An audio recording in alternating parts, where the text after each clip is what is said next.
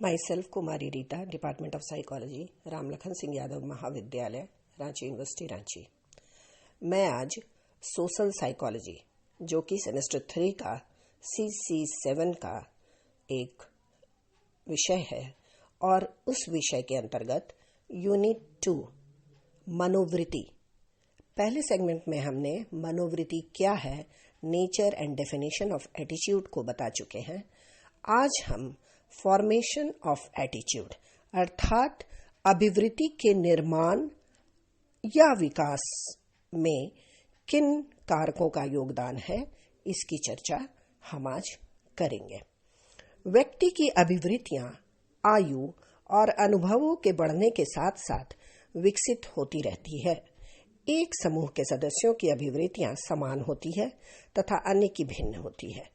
अभिवृत्तियों का विकास एक महत्वपूर्ण प्रश्न है, क्योंकि अभिवृत्तियां स्वस्थ व्यक्तित्व के विकास में भी सहायक होती है और एक व्यक्ति की अभिवृत्तियों से उसका व्यक्तित्व परिवर्तित होता है। इस संबंध में किए गए अध्ययनों से मनोवृत्ति के विकास एवं निर्माण में निम्नलिखित निर्धारकों एवं कारकों का उल्लेख मिलता है। ये निर्धारक और कारक निम्न हैं। पहला, प्रेरणात्मक कारण। दूसरा, सूचना एवं प्रसार। तीसरा, समूह प्रभाव। चौथा, व्यक्तित्व। पांचवां, सामाजिक शिक्षण और सामाजिक संस्थाएं। छठा, प्रत्यक्षात्मक कारक। सातवां, प्राकार्यात्मक निर्धारण। आठवां, उद्दीपक पुनरावृत्ति एवं परिचितता। नौवां, सांस्कृतिक कारक। अब हम एक एक करके इसकी चर्चा करेंगे। पहला है प्रेरणात्मक कारक, जिसको हम इंग्लिश में मोटिवेशनल फैक्टर भी कहते हैं। क्रेच और क्रेचफील्ड की परिभाषा से यह स्पष्ट है कि अभिवृत्तियों के निर्धारण में प्रेरणा तत्व महत्वपूर्ण है। जैविक तथा सामाजिक दोनों प्रकार की प्रेरणाएं अभिवृत्तियों के विकास में सहायक है। अभिवृत्तियों का विकास और निर्माण व्यक्ति की आवश्यकताओं की संतुष्टि पर ही निर्भर करता है।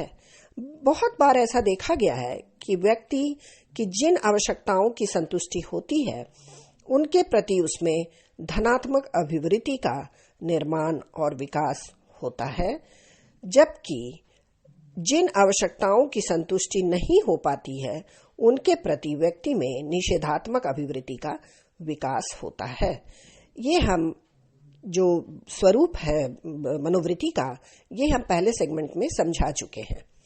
इसी प्रकार से लक्ष्य प्राप्ति में सहायक व्यक्तियों के प्रति धनात्मक एवं बाधक व्यक्तियों के प्रति निषेधात्मक अभिवृत्तियों का विकास होता है। इस संबंध में भी रोजनबर्ग वगैरह ने काफी अध्ययन कर इस तथ्य को सत्यापित किया है। दूसरा है सूचना एवं प्रसार, इंफॉर्मेशन एंड प्रोपेगेंडा। जिस उत्तेजना के संबंध में व्यक्तियों को सूचनाएं मिलती है या जितनी मिलती है, वह प्रचार अधिक देखता है। उस उत्तेजना के संबंध में उसमें अभिवृत्तियों का निर्माण जल्दी हो जाता है। उदाहरण के लिए, यदि एक समाज के लोग विध्वंसकारी हथियारों के बारे में नहीं जानते हैं या इसकी सूचना उनको नहीं हो, तो निश्चय ही उसकी अभिवृत्तियां इस संबंध में तटस्थ होगी। स्मिथ का तो कहना है कि केवल किताब के पढ़ने के आधार पर ही किसी के संबंध में धनात्मक या ऋणात्मक अभिवृत्तियों का विकास हो सकता है। समूह प्रभाव। तीसरा है समूह प्रभाव, ग्रुप इफेक्ट। अभिव्यक्ति के निर्माण और विकास को समूह संबंध भी महत्वपूर्ण एवं सार्थक ढंग से प्रभावित करता है। व्यक्ति जिस समूह में रहता है, उसी समूह का उसके सामाजिकरण पर सर्वाधिक प्रभाव पड़ता है। सामाजिकरण प्रक्रिया के वह अपने आप को आइडेंटिफाई कर लेता है और इस आइडेंटिफिकेशन के आधार पर वह समूह के विश्वास, मूल्य और प्रतिमानों को सीखता है और साथ साथ वह उन अभिवृत्तियों को भी सीखता है जिनमें वह तादात्मीकरण करता है अथवा वह जिन व्यक्तियों से संबंधित होता है। समूह के विश्वास भी, समूह में अगर विश्वास न हो तो अभिवृत्तियों में भी आप देखेंगे दुविधा रहती है। इसलिए समूह के विश्वास भी अभिवृत्तियों के निर्माण और विकास में सहायक होते हैं। समान विश्वासों के आधार पर समान अभिवृत्तियों का निर्माण होता है। इस दिशा में गिलबर्ट का अध्ययन है। उन्होंने काज एवं ब्रेली के अध्ययनों के समान अपने ही सैंपल को दोहराया है और उसने यह निष्कर्ष निकाला है कि विश्वास और रूढ़ि युक्तियों में पर्याप्त स्थिरता होती है। समूह के मूल्य भी पर्याप्त रूप से अभिवृत्ति निर्माण एवं विकास को प्रभावित करते हैं। स्मिथ ने यह अध्ययन किया कि मूल्यों और विश्वासों की अभिवृत्ति के निर्माण और विकास पर क्या प्रभाव पड़ता है। उसने इस प्रभावों का अध्ययन साक्षात्कार विधि द्वारा किया है। प्रथम साक्षात्कार विधि द्वारा विश्वास और अभिवृत्तियों के संबंध में सूचना एकत्र की तथा द्वितीय साक्षात्कार में उसने अभिवृत्ति और मूल्यों के संबंध में सूचना एकत्र की। उसने अपने अध्ययन के आधार पर यह निष्कर्ष निकाला कि व्यक्ति के केंद्रीय मूल्य अभिवृत्ति संबंधी संज्ञान को महत्वपूर्ण ढंग से प्रभावित करते हैं। समूह प्रतिमान भी समूह के सदस्यों की अभिवृत्तियों के निर्माण और विकास में महत्वपूर्ण भूमिका अदा करते हैं। यह अध्ययन एक अध्ययन में रोसी ने यह देखा कि अभिवृत्तियों के निर्माण और विकास पर संदर्भ समूहों का भी प्रभाव पड़ता है। चौथा है व्यक्तित्व, पर्सनालिटी। क्रेच ने अपने अध्ययन में 20 परीक्षण और प्रविधियों का प्रयोग कर यह देखा कि विभिन्न धार्मिक अभिवृत्तियों वाले प्रयोज्यों की व्यक्तित्व संरचना में पर्याप्त अंतर था। इस दिशा में एक अध्ययन मैक्लोजकी द्वारा किया गया है। उसने कंजर्वेटिव मापनी तैयार की जिसमें प्रयोज्यों को उदार, पर्याप्त रूढ़िवादी तथा चरम रूढ़िवादी 4 प्रकारों में विभाजित किया जा सकता था। उसने अपने अध्ययन में इन 4 प्रकारों के प्रयोज्यों में 52 अभिवृत्ति मापनी और व्यक्तित्व मापनियां भरवाई। अध्ययन के बाद उन्होंने जो निष्कर्ष निकाला वह था, पहला, रूढ़िवादी अभिवृत्तियां उन व्यक्तियों में विकसित होती है जो कम शिक्षित, कम बुद्धिमान और जिन्हें पर्याप्त सूचनाएं नहीं मिलती हैं। और दूसरा जो आया सामने निष्कर्ष वह था, रूढ़िवादी अभिवृत्ति वाले व्यक्ति में भय, विनम्रता और निराशा के लक्षण होते हैं तथा ये लोग अपने बारे में कम सोचने वाले व्यक्ति होते हैं।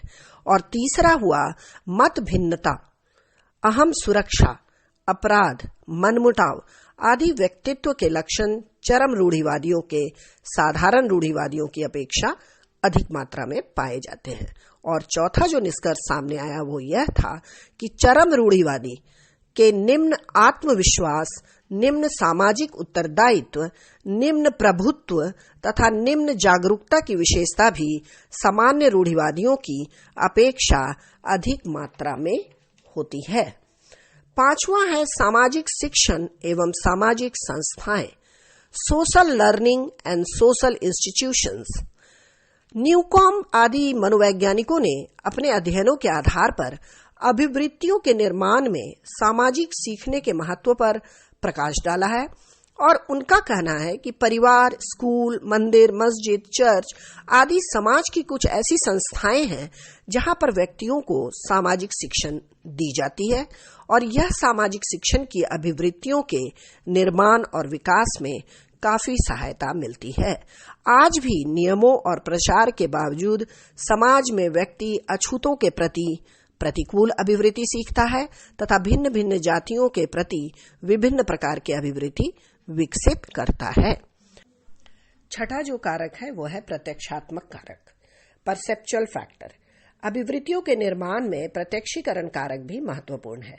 यह सत्य है कि जाकी रही भावना जैसी, प्रभु मूर्ति देखी तीन जैसी, अर्थात व्यक्ति जैसी उत्तेजनाओं का प्रत्यक्षीकरण करेगा उसी प्रकार से व्यक्ति की अभिवृत्तियों का निर्माण और विकास होगा। व्यक्ति का प्रत्यक्षीकरण जितना ही अधिक शुद्ध और स्पष्ट होगा, अभिवृत्तियां भी उतनी ही अधिक स्पष्ट और स्वस्थ बनेगी। सातवां है प्रकार्यात्मक निर्धारण, फंक्शनल डिटर्मिनेंट्स। इस निर्धारकों को स्पष्ट करते हुए क्रेच एंड क्रेचफील्ड ने लिखा है कि इन निर्धारकों से हमारा अभिप्राय इन कारकों से है जैसे आवश्यकताएं, मांगे और संवेग इत्यादि। जिस प्रकार के निर्धारकों में उपरोक्त कारक के अतिरिक्त व्यक्तित्व और विकास कारक भी आते हैं, जिस व्यक्ति का जैसा व्यक्तित्व होता है उसमें उसी प्रकार की अभिवृत्तियों का निर्माण होता है। जैसे गंभीर शांत प्रिय व्यक्ति में अभिवृत्तियां भिन्न प्रकार की निर्मित होती है, इस प्रकार से झगड़ालू और दबंग व्यक्ति में भिन्न प्रकार की अभिवृत्तियां निर्मित होती हैं। 8वां है उद्दीपक पुनरावृत्ति और परिचितता, स्टिमुलस रिपीटिशन एंड फैमिलैरिटी। एक अध्ययन में देखा गया कि उद्दीपक के लिए वरीयता जितनी अधिक बढ़ती है उतना ही अधिक उद्दीपक की पुनरावृत्ति होती है। उद्दीपक की पुनरावृत्ति के साथ साथ उद्दीपक से संबंधित भावनाएं भी बार बार जागृत होती है, अतः इस अवस्था में अभिवृत्तियों का निर्माण और विकास हो सकता है। उद्दीपक की पुनरावृत्ति में सूचना अनिश्चित क्रम में तथा थोड़े से परिवर्तित रूप में होनी चाहिए। 9वां है सांस्कृतिक कारक, कल्चरल फैक्टर। क्रूबर ने अपने अध्ययन के आधार पर यह सिद्ध किया कि संस्कृति का व्यक्ति के व्यवहार के निर्धारण में महत्वपूर्ण हाथ है। कार्लसन ने विश्वविद्यालय के विद्यार्थियों पर परीक्षण के उपरांत यह पाया कि विद्यार्थियों की अभिवृत्तियां धर्म पर आधारित होती है। हैरिस, रेमर्स एवं एलिसन ने एक परीक्षण के आधार पर यह निष्कर्ष प्राप्त किया कि जो विद्यार्थी धर्म को नहीं मानते थे वे अधिक प्रगतिवादी थे और जो किसी धर्म के अनुयायी थे वे रूढ़िवादी पाए गए। अभिवृत्तियां जन्मजात न होकर समाज और संस्कृति के प्रभाव के कारण भी उत्पन्न होती है। संस्कृति का प्रभाव हमारी अभिवृत्ति पर बहुत अधिक पड़ता है। हम जिस संस्कृति के होते हैं हमारी अभिवृत्तियां उसी के अनुकूल होती है। इस संबंध में बहुत सारे अध्ययन हुए और उन्होंने यह स्पष्ट करने का प्रयास किया कि अभिवृत्ति और निर्माण में संस्कृति का महत्वपूर्ण स्थान होता है। इस तरह हम देखते हैं कि मनोवृत्ति के निर्माण में या अभिवृत्ति के निर्माण में जो महत्वपूर्ण कारक थे वो ये थे। उम्मीद है मेरे इस चर्चा से आप लोगों को फायदा होगा। धन्यवाद।